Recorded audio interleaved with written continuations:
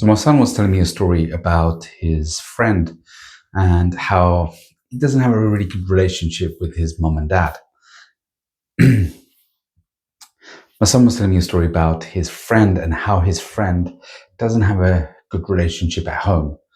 And that made me feel really sad. And I was thinking about, the relationship challenges and problems that a lot of children even face. I remember in my own life as well, there was many challenges I faced as a child, seeing my mum and dad not have the best relationship. So we don't really have the best models and relationships. But something did change in their life. And he says that their parents separated, and his dad, who wasn't the best of dads, he got a new partner.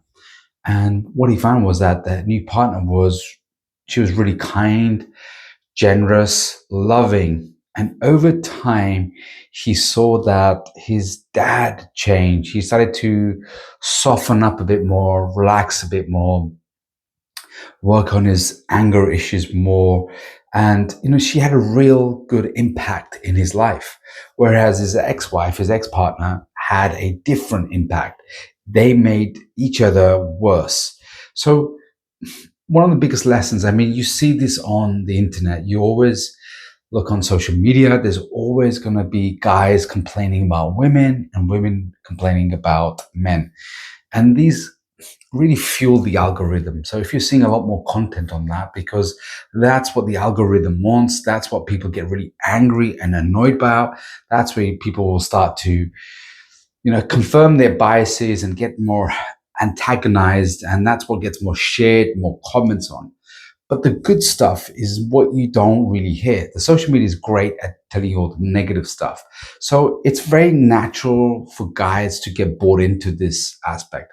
This kind of is I call it fractured thinking. So when you have split thinking, is really can be quite damaging. So we're only seeing the bad things in men. We're seeing the bad things in guys, and then women. I put my hands up. I was kind of lost in this world too, going through my own divorce, going through a painful aspect. There was parts of me that was really angry at women, angry at the system, how unfair it is for guys. If you look at the legal system, it is kind of biased towards favoring women than it is towards favoring guys. So you can see there's a natural um, antagonism, anger, resentment at it. And that kind of built up, and it built up in me as well. And I was caught in this whirlwind. And until, my coaches, my friends and families kind of like started to call me out. And it's like, Faisal, you're really speaking in a very negative tone towards women. And then I had to take a real check in myself, and really had to look at myself and going, what's really going on? And there was a lot of some issues of pain and hurt still there, which I been working on. And it's not something that you work on overnight. It's not something that goes away just immediately. And working on there, I got to more of an integrated view. An integrated view is like you can see both sides. You can see the hurt and the pain, but you can also see the goodness. If a lot of guys I work with, they kind of have this black and white thinking, and women do as well. It's like all guys are bad or all women are bad. So this kind of black and white thinking is split thinking. And this kind of split thinking also shows up in personality disorders, especially like borderline personality disorders, where split thinking is very, black and white. So you have to be very mindful of this as well.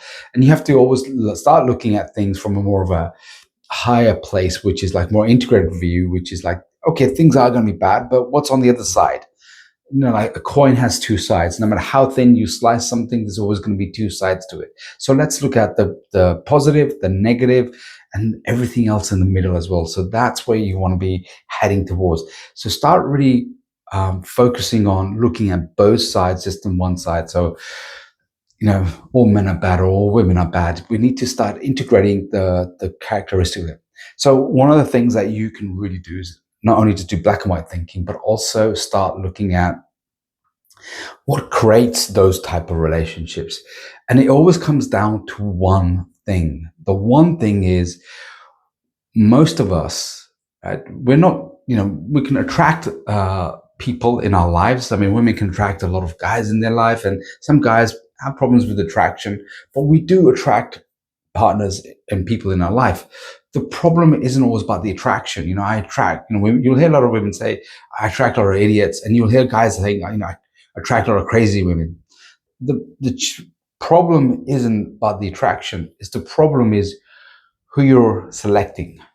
So the selection is where the real gem is, the real gold is. That's where the real focus of any kind of connection has to be done.